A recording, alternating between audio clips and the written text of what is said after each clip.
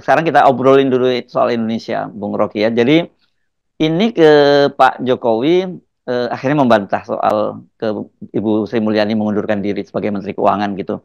Tapi ini yang justru bahaya. Kenapa kalau Pak Jokowi membantah itu nggak mundur, berarti orang kemudian menafsirkan ya betul dong gitu. Apalagi kemarin Sri Mulyani itu hadir ke dalam rapat dengan di istana gitu, dia bungkam, dia tidak membantah, dia menyatakan saya masih kerja kok kata dia. Dia tidak membantah bahwa dia akan mengundurkan diri gitu.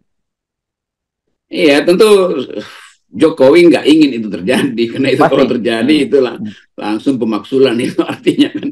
Jadi faktor Sri Mulyani itu menentukan nasib Jokowi itu. Jokowi, saya kira Jokowi sekarang disandra oleh dua menteri itu, Menteri PUPR, Keuangan Sri Mulyani dan Menteri Pertahanan Prabowo. Oh, Prabowo, oke. Ya. Kan nggak mungkin lagi Jokowi itu tidak menghendaki apa yang diinginkan Pak Prabowo kan. Jadi Pak Prabowo akhirnya tahu bahwa hanya dengan menyandra Pak Jokowi, Pak Prabowo bisa satu putaran, kira-kira begitu. Walaupun yang diterangkan Jokowi itu satu putaran, untuk dia tidak. Itu kekuasaan udah pindah tuh, dan Jokowi kelihatannya makin cemas tuh. Dia mesti bantah isu Sri Mulyani. Kenapa nggak bilang Sri Mulyani? Suruh yang ngomong sendiri kan, sehingga selesai. Kenapa mesti presiden yang ucapin itu? Itu artinya presiden membaca gelagat Sri Mulyani memang untuk hengkang.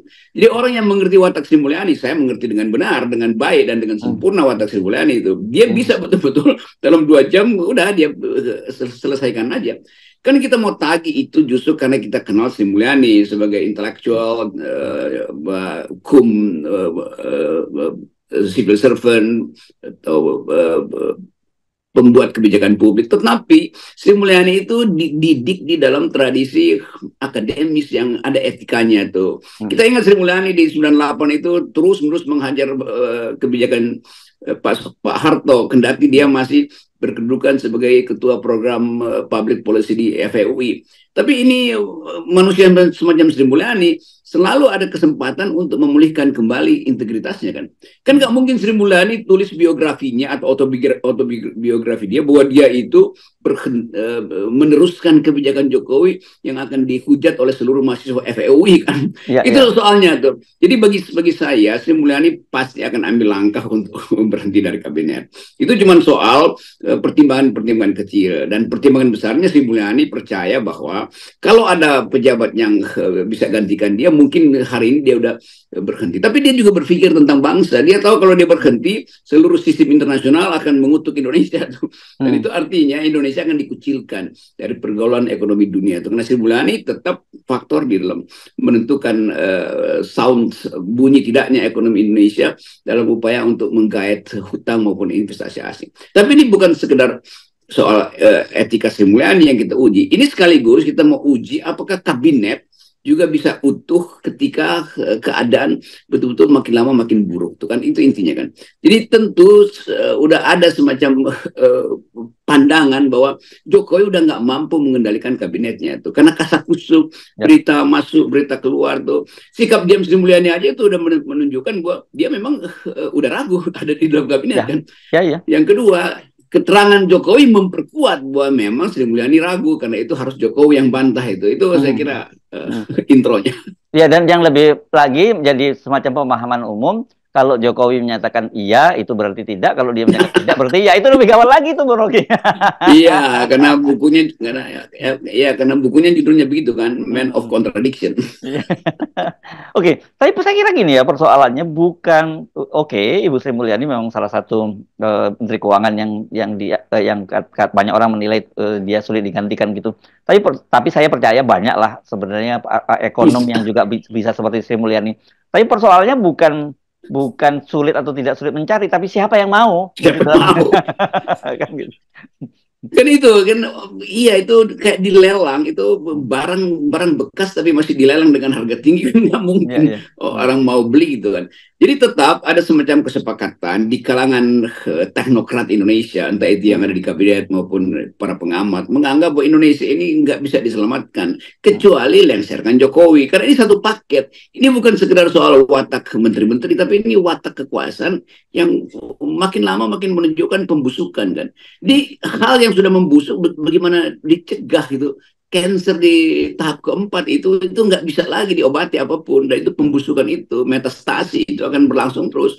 Jadi kelihatannya 2-3 hari ini isu pemaksulan akan berlanjut terus, dan saya bisa duga dengan kuat bagaimana di kalangan menteri-menteri, termasuk menteri yang ada di 02 itu yang mendukung Pak Prabowo, mulai saling bikin WA group untuk saling tanya, lu mau kapan berhenti? Bagaimana kalau kita ketemu dulu ngopi-ngopi dan jadi akal atau liburan sama-sama buat ngatur strategi? Kan itu intinya kan. Itu yang membuat Jokowi makin lama makin nggak bisa tenang hidupnya tuh. Jadi Jokowi sebetulnya disandra oleh kabinetnya sendiri. Akhirnya begitu. Dan ini udah hukum besi kekuasaan. Bahwa begitu grip Jokowi itu kelihatan makin melemah, nah itu ajudan-ajudan atau komponen-komponen dia, punakawan-punakawannya juga mulai cari skoci kan. Itulah watak kekuasaan yang otoriter, watak yang tidak egaliter tuh. Dan cara Jokowi memerintah kan betul-betul tanpa pola itu. Apa yang dia inginkan harus dilakukan tuh. Dan beban itu pertama-tama pada Sri Mulyani. Kan Sri Mulyani kayak disuruh aja tuh. Mungkin Sri Mulyani bilang, ya itu nggak cukup Pak, dananya itu buat IKN, nggak cukup dana buat kereta cepat, nggak cukup dana buat beli persenjataan. Ya kamu cari dong, kan kamu kan Menteri Keuangan, kira-kira begitu. Saya bisa bayangin misalnya bentakan dari Jokowi yang mungkin dalam bentuk yang apa namanya, non verbal atau bahasa tubuh Jokowi itu kan bisa dirasakan oleh Sri Mulyani. Dan bukan lagi rahasia bahwa Sri Mulyani saya kira udah berkali-kali menolak program-program Jokowi, tetapi pasti dia berpikir bahwa kalau nggak dilakukan maka akan ada kesulitan untuk transaksi internasional. Tetapi ada batasnya tuh. Saya kira batas itu udah dikenali oleh Sri Mulyani. Kalau dia nggak ngerti juga, nah itu artinya Sri Mulyani juga ikut lupa daratan. Ya, kan sebenarnya kalau dari informasi yang beredar, ini bukan pertama kalinya Sri Mulyani itu ingin mengundurkan diri, tapi kali ini yang justru jauh lebih serius gitu, Bung Rocky. Dan apalagi yang kemudian kenapa menjadi serius juga bagi Jokowi, ini kan fase yang sering disebut sebagai, kalau kalau di kita sebutnya sebagai fase kapal karam gitu ya, menjelang karam. Ya, sebetulnya jangkarnya pun nggak nyampe lagi itu karena udah putus tuh. Jadi apa yang mau dipastikan oleh Jokowi, nggak ada lagi itu kan. Seluruh sistem internasional, kalau kita nguping wartawan asing, diplomat asing itu olok-olok pada Indonesia tuh gila-gilaan tuh.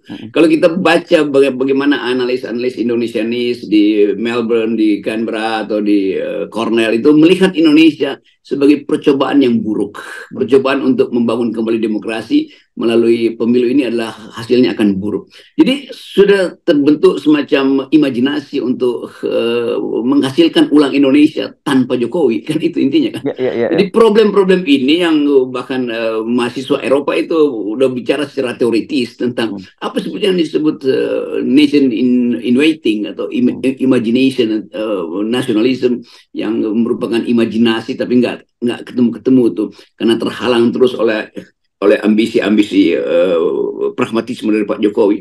Jadi saya bicara juga dengan kalangan intelektual di Eropa, dan mereka juga mengetahui bahwa ada persoalan dengan Indonesia, dan itu hanya bisa diselesaikan dengan satu tindakan radikal, yaitu maksulkan, kan itu intinya kan.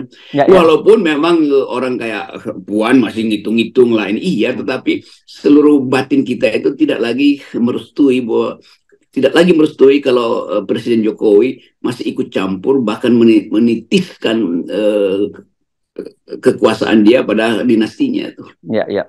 Nah, ini saya kira dalam kaitan ini, survei yang kemarin dipublikasikan oleh Bloomberg itu tidak boleh dianggap main-main ya, Bung Rocky, karena surveinya itu bukan survei elektabilitas seperti yang banyak dimainkan oleh lembaga survei di Indonesia. Itu survei terhadap para pelaku ekonomi dan analis ekonomi top di Indonesia, disebutnya begitu. Dan sisi itu mayoritas mereka menilai bahwa ya Anies yang ini punya peluang untuk mengubah ekonomi kita kan. Itu mereka yakin kalau Anies yang terpilih itu akan menjadi ekonomi Indonesia bisa tumbuh di atas 5%, jadi 7% yang seperti yang pernah dijanjikan Jokowi. Dan kedua, ini yang menurut saya paling berat ini, karena mereka berkeyakinan bahwa politik dinasti itu akan menjadi kutukan bagi perekonomian Indonesia. Nah, ini jangan dianggap aneh ketika sebuah media seperti Bloomberg yang pengaruhnya sangat besar, dia mempublikasikan hal itu gitu.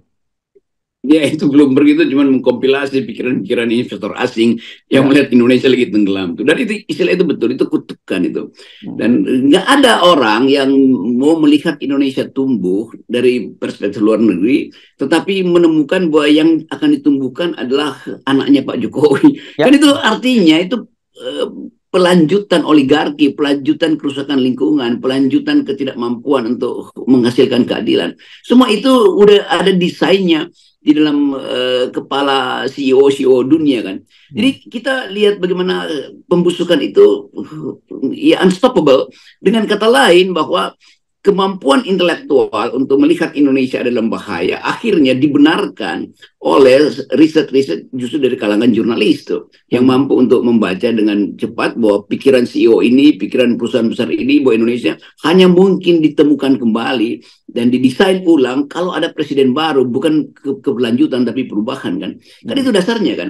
Demikian juga bahkan oligarki dalam negeri melihat bahwa ya udah nggak ada lagi yang akan melindungi kita tuh dan Ya. berarti bahwa dia mulai pindah pindah lahan sebetulnya. Oligarki pun akhirnya mungkin pindah lahan cari presiden baru dan mulai cari alasan untuk tidak lagi mendukung Jokowi.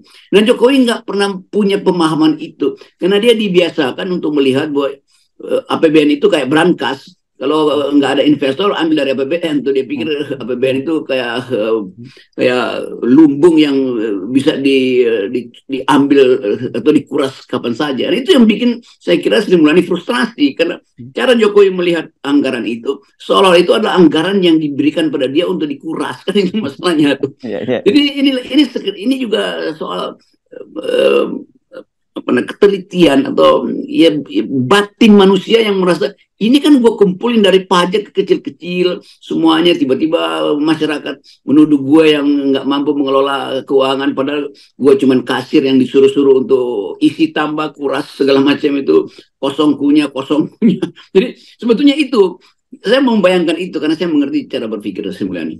Ya. Oke. Kalau kita bicara soal oligarki itu ya, Bung Rocky, jangan dianggap bahwa mereka ini loyal pada seorang personal. Mereka ini loyalnya pada siapa yang berkuasa saja kan gitu. Dan mereka sering kita sebut kalau ini follow the power lah. Mereka akan mengikuti uang dana mereka akan dialihkan sesuai dengan kekuasaan yang beralih juga begitu ya, Bung Rocky. Jadi kalau toh sekarang katakanlah Pak Jokowi masih disupport oleh para oligarki, tetapi ketika ada tanda-tanda bahwa elektabilitasnya Prabowo dan Gibran itu stagnan bahkan turun, kemudian yang Anies dan Imin naik, mereka pasti juga akan memindahkan telurnya. Kalau tadinya mungkin kalau telur di Anies cuma dua, sementara di Jokowi lima, ya mungkin mereka akan mulai nambah tuh jadi empat lah gitu di Anies. Kan bisa terjadi semacam itu. Saya kira itu yang udah terjadi itu. Kalau kita bayangkan, oh masih ada 20 hari. Per Hmm. hari ini oligarki stop memfeeding Jokowi, selesai Jokowi kan. Hmm. Kan Jokowi merasa bahwa itu feedingnya itu, aliran uang, aliran dukungan itu sampai 14 Februari akan makin lama akumulasi naik terus. Ikuti deret ukur itu, eksponensial naiknya itu. Hmm. Dan kita mulai lihat sekarang itu pelemahan tuh. Menghentikan aktivitas anak-anak muda yang pro Anies aja melalui apa namanya Penurunan uh, Videotron. dia itu udah Hmm. nggak mampu Jokowi. Jadi Hmm. itu artinya kemampuan dari oligarki mungkin udah beralih. Sangat mungkin oligarki itu yang membiayai anak-anak muda itu justru kan. Kan itu nggak pernah tahu bagaimana kaki tangan oktopus oligarki itu bekerja kan dengan sistem yang canggih itu bisa dana-dana yang harusnya tiba pada kekuasaan Pak Jokowi atau koalisi 02 itu justru dipindahin pada anak-anak muda ini karena dianggap oh, ya mereka ini sebetulnya yang bisa diandalkan kembali itu. Jadi oligarki itu tidak pernah setia, dia hanya setia pada format yang dia inginkan di masa depan itu. Nah, format yang masa kini nggak mungkin jadi format masa depan. Oligarki juga membaca Bloomberg, membaca Guardian segala macam, Hmm. analisis di Economist, supaya mereka mengerti bahwa nggak ada peluang Jokowi bisa mengembalikan kejayaan Indonesia atau bahkan mempertahankannya. Dan yang Ya. terjadi adalah pembusukan tuh. Jadi saya kira lembaga-lembaga internasional udah tiba pada satu kesepakatan bahwa Indonesia harus diubah model demokrasinya itu atau dikembalikan pada saat reformasi dimulai. Jadi kutukan sejarah itu sudah sedang berlaku pada Pak Jokowi. Ya, kan begini ya, para pengusaha ini kan orang yang sangat pragmatis ya, Bung Rocky ya. Jadi mereka sendiri sebenarnya kalau kemudian situasinya yang lebih fair, kondusif, ya mereka pasti akan lebih suka kalau aturan-aturannya lebih jelas dan sebagainya begitu. sebusuk-busuknya oligarki, begitu ya, Bung Rocky. Tapi kalau dia melihat bahwa kemudian ada sampai mereka sampai pada satu penilaian bahwa rejim dinasti itu akan menjadi kutukan ekonomi, ya mereka pasti nggak mau lah bertahan di sebuah negara yang dikutuk secara perekonomiannya gitu. Kita bayangkan misalnya siapa yang didengar oleh investor asing, Bahlil atau Bima Yudhistira misalnya, atau Faisal Basri, kan cuma itu dasarnya kan. Semua konsultan asing itu mengikuti logika kritik ekonomi dari Bima Yudhistira dan Faisal Basri hari-hari ini misalnya itu, atau teman lain lah yang ada dalam posisi oposisi. Kan nggak ada rumusnya dalam keadaan turbulensi politik luar negeri, terutama investor asing tidak mendengar suara oposisi. Nggak ada di dalam sejarah ketika mulai terjadi krisis, justru finansier dunia itu, investor-investor ini, pemodal asing itu pasti nguping atau minta nasihat dari oposisi. Itu udah demand dari Amerika Latin sampai Afrika Selatan, begitu modelnya tuh. Nah, Jokowi nggak paham itu tuh. Dia berpikir bahwa investor dunia itu masih mengikuti wawancara atau meminta informasi dari Bahlil. Itu ajaib itu kan. Jadi benar-benar ini tidak bisa kita pikirkan itu di unthinkable yang sedang berlangsung sekarang. Jadi kita terus mengatakan bahwa kapasitas Pak Jokowi memang sudah berakhir dan memang tidak cukup, bukan sekedar berakhir, memang tidak cukup untuk mengolah bangsa yang betul-betul sedang menumbuhkan harapan perubahan.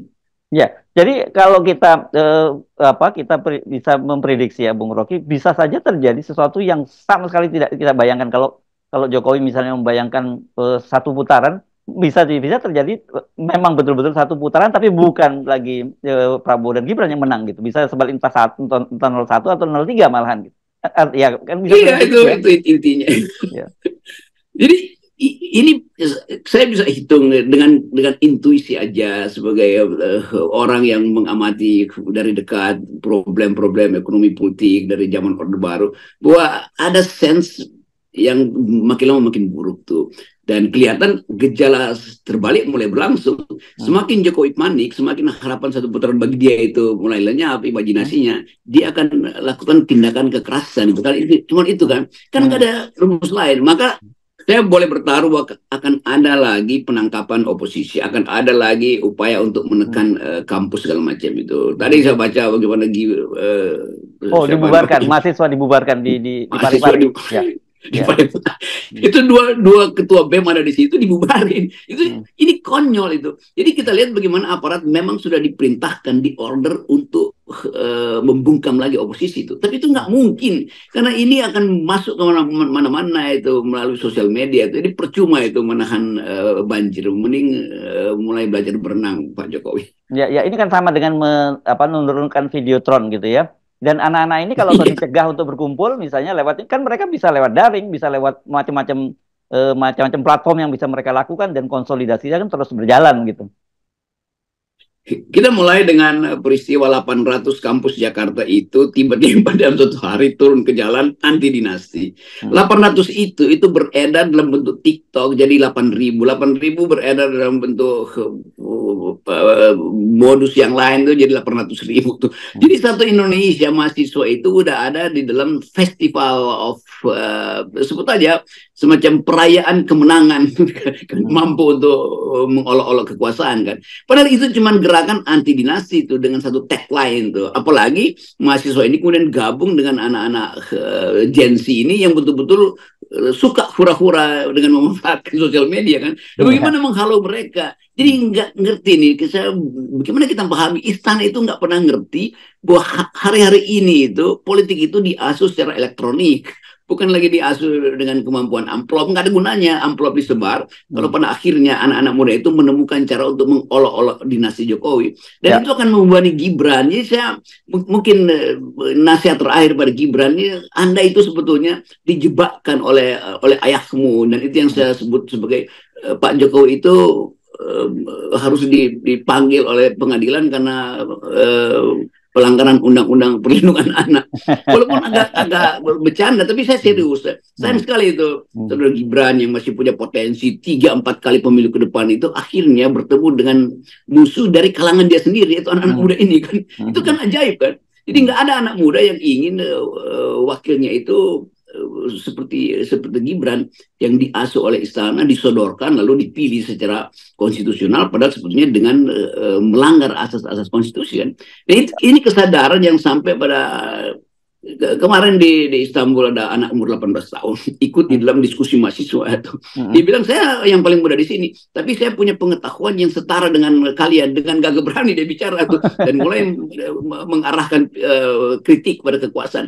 Ini anak SMA di Istanbul yang baru mau cari sekolah itu, lagi belajar bahasa, tapi mau untuk ikut terlibat dalam perubahan politik. Tentu orang semacam dia itu ada juga di Berlin, ada juga di Warsaw, di Warsawa, di Prague, atau di mana-mana di seluruh Eropa itu, dan terkait dengan isu yang sama, yaitu bersatu untuk mengaktifkan anti dinasti, kan itu dasarnya. Ya, oke. Baik, Bung Rocky. Gue Karti juga AP. Sejak awal mestinya kita bilang 0% ya. Yo, tidak.